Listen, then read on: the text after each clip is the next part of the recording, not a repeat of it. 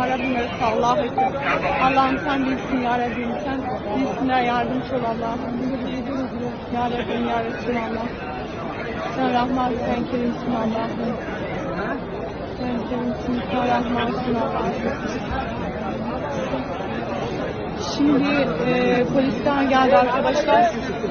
Hemen kadının yanına geldiler. Allah'ım inşallah bir şey yapmazlar.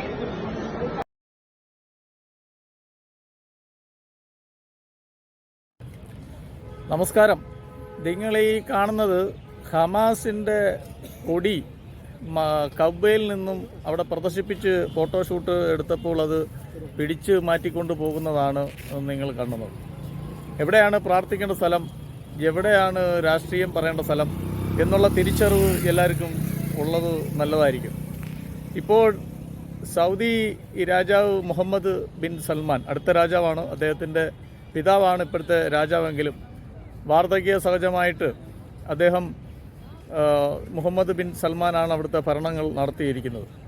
കഴിഞ്ഞ ഒരു 22 വർഷം വരെ ഞാൻ സൗദി അറേബ്യയിലെ ജീവിതവുമായിരുന്നു, അവിടെ ജോലി സംബന്ധമായിട്ടും. ആ സമയത്തുണ്ടായ അനുഭവങ്ങൾ വെച്ച് നോക്കുമ്പോൾ ഇപ്പോഴത്തെ സൗദി അറേബ്യയിലെ മാറ്റങ്ങൾ വളരെ ഞെട്ടൽ ഉളവാക്കുന്ന തരത്തിലുള്ള മാറ്റങ്ങളാണ്.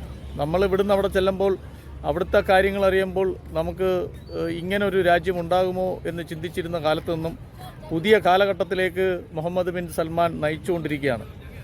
വനിതകൾക്ക് ലൈസൻസ്, വണ്ടി ഓടിക്കാൻ പറ്റും, വാഹനങ്ങൾ, അതേപോലെ അവർക്ക് പുറത്തിറങ്ങി നടക്കാം, കറുത്ത പർദ്ദ വസ്ത്രം ധരിച്ചുകൊണ്ട്. മറ്റേത് ഏത് സ്ത്രീ ആയാലും, അമേരിക്കൻ സ്ത്രീ ആയാൽ പോലും ആ രാജ്യത്ത് പുറത്തിറങ്ങണമെങ്കിൽ അവർ ഈ പർദ്ദ ധരിച്ചുകൊണ്ട് മാത്രമേ ഇറങ്ങാൻ പറ്റത്തുള്ളൂ. അത്രയും കർശനമായ നിയമങ്ങളാണ്.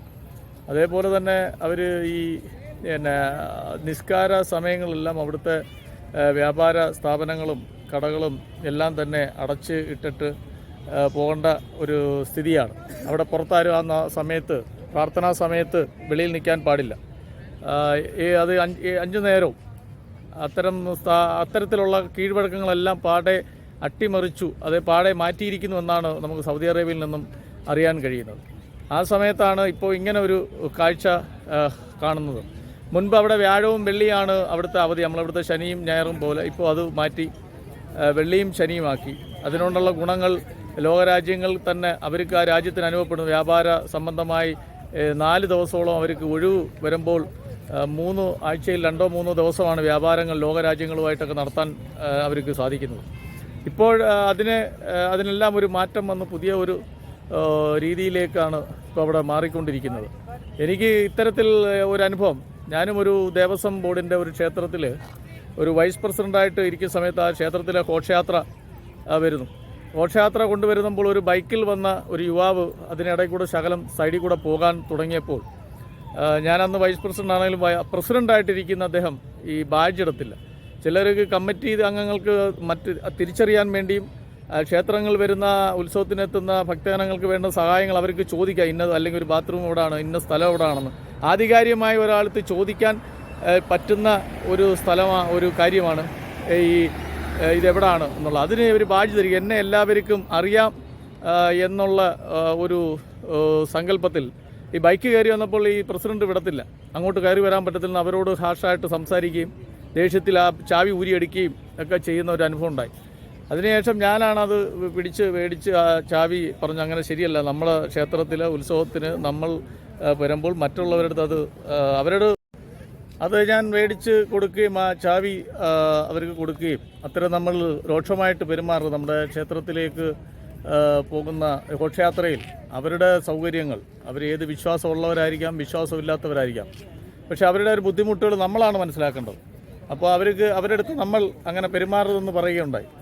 അപ്പോൾ ഏതൊരു വിശ്വാസികൾ എവിടാണ് വിശ്വാസം പ്രകടിപ്പിക്കേണ്ടത്, എവിടാണ് വിശ്വാസം അർപ്പിക്കേണ്ടത്? ഇവിടെ പല മേഖല, ഇപ്പം യാത്ര ചെയ്യുന്ന സ്ഥലങ്ങളിലാവട്ടെ, അല്ലെങ്കിൽ വിമാനത്തിൽ പോലും ആ സമയത്ത് തന്നെ പ്രാർത്ഥനയ്ക്ക് വേണ്ടി നിസ്കരിക്കണം എന്നൊക്കെ പറഞ്ഞ് വരുന്ന അവരോടൊക്കെ അതാണ് അവരുടെ ആ രീതിക്ക് നമ്മളെന്താണ് പറയുക, അത്തരത്തിൽ മറ്റുള്ളവർക്ക് ബുദ്ധിമുട്ടുണ്ടാക്കുന്ന രീതിയിൽ ഏത് പ്രാർത്ഥനയും അതൊരു ഫലം കിട്ടില്ല എന്നുള്ളതാണ്. പക്ഷേ ഇവിടെ ഹമാസിൻ്റെ നേതാവായ ഇസ്മായിൽ ഹനിയയുടെ മരണത്തിന് അവിടെ ഗൾഫ് രാജ്യങ്ങൾ UAE സൗദി അറേബ്യ എല്ലാവരും ഈ മരിച്ചു കഴിയുമ്പോൾ ഒരു പ്രാർത്ഥനയുണ്ട്, മയ്യത്ത് നിസ്കാരം എന്ന് പറയുന്നത്. അത്തരം കാര്യങ്ങളൊന്നും സൗദി അറേബ്യ ഉൾപ്പെടെ നിരോധിച്ച് അങ്ങനെ ആരെങ്കിലും ചെയ്താൽ അവരെ തീവ്രവാദിയായിട്ട് പ്രഖ്യാപിക്കുമെന്ന് പറഞ്ഞ തീരുമാനങ്ങളെടുത്തു. പക്ഷേ നമ്മുടെ കേരളത്തിൽ അതിനുവേണ്ടി നിസ്കാരങ്ങളും നടത്തുന്നുണ്ടായി. അതൊരു വല്ലാത്ത അനുഭവമാണ്. അവിടുത്തെ ഇസ്ലാം രാജ്യങ്ങൾ പോലും അവരെ വെറുക്കുകയും ആ തീവ്രവാദത്തിനെതിരെ ഇസ്ലാം മതവിശ്വാസികൾക്കെല്ലാം ബുദ്ധിമുട്ടുണ്ടാക്കുന്ന ഈ ഹമാസ്, ഹിസ്ബുള്ള പോലുള്ള തീവ്രവാദികളെക്കൊക്കെ പിടിക്കുന്നതും ഈ ഇവരെ മതവിശ്വാസികൾക്കും സാധാരണക്കാരായ ഇസ്ലാമിക സമൂഹത്തിനും ജനങ്ങൾക്കും വളരെ വിഷമങ്ങളും ബുദ്ധിമുട്ടും ഉണ്ടാക്കുന്നെന്ന് മുസ്ലിം രാജ്യങ്ങൾ പോലും മനസ്സിലാക്കിക്കൊണ്ട് കർശനമായ നടപടികളാണ് അവർ അവിടെ എടുത്തത്. പക്ഷേ ഇവിടെ കേരളത്തിൽ അതൊന്നും മനസ്സിലാക്കുന്നില്ല. ഹമാസിനെയും ഹിസ്ബുള്ളയൊക്കെയാണ് അവരെ ആരാധനാ പാത്രങ്ങൾ ചെയ്യുന്ന കുറച്ച് പേർ. എന്തായാലും രണ്ടുപേരും അത് ഇപ്പോൾ അവരുടെ എവിടെയാണോ എത്തിച്ചേരേണ്ട ആ ഭാഗത്ത് എത്തിച്ചേർന്നിരിക്കുകയാണ്. ഇത്തരത്തിൽ അതാണ് ഈ കാഴ്ചകൾ. അത്തരം ധീരമായ നിലപാടുകളും എടുത്ത് പുതിയ 2024 അതാണ് 2030 എന്നുള്ള ഒരു വലിയ ഒരു ലക്ഷ്യത്തിലേക്കാണ് സൗദി അറേബ്യ പോയിക്കൊണ്ടിരിക്കുന്നത്. വളരെ വർഷക്കാലം സൗദി അറേബ്യയിൽ നിന്നുണ്ടായ കാര്യങ്ങളെക്കുറിച്ച് അവിടുത്തെ രീതികളും അവിടുത്തെ ചട്ടങ്ങളും പെരുമാറ്റങ്ങളും നയങ്ങളും നിയമങ്ങളും ഒക്കെ ലോക മനുഷ്യന്മാർക്ക് മാനുഷിക പരിഗണന കിട്ടുന്ന രീതിയിൽ ആ രാജ്യം മാറുന്നു അറിഞ്ഞതിൽ വളരെയധികം സന്തോഷമുണ്ട്. മുൻകാലങ്ങളിൽ ഈ രാജ്യത്ത് ഇങ്ങനെയും നിയമങ്ങളുണ്ടാവുമോ? വളരെ മാനുഷിക പ്രശ്നങ്ങളും മനുഷ്യാവകാശ ലംഘനങ്ങളും നടക്കുന്ന ലോകരാജ്യങ്ങളിൽ ഒരു രാജ്യമായിട്ട് തന്നെ നമുക്കത് മനസ്സിലാക്കാൻ പറ്റും.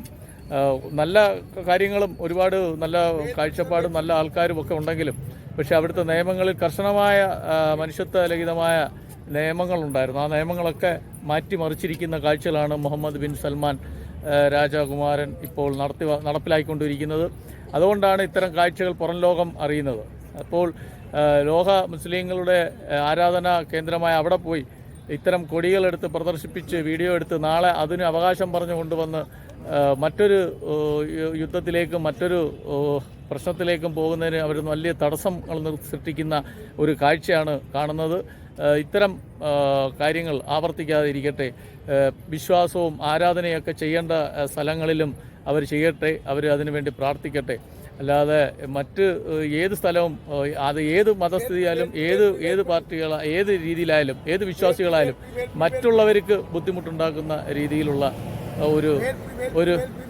ഒരു ബുദ്ധിമുട്ട് ഉണ്ടാക്കരുത്.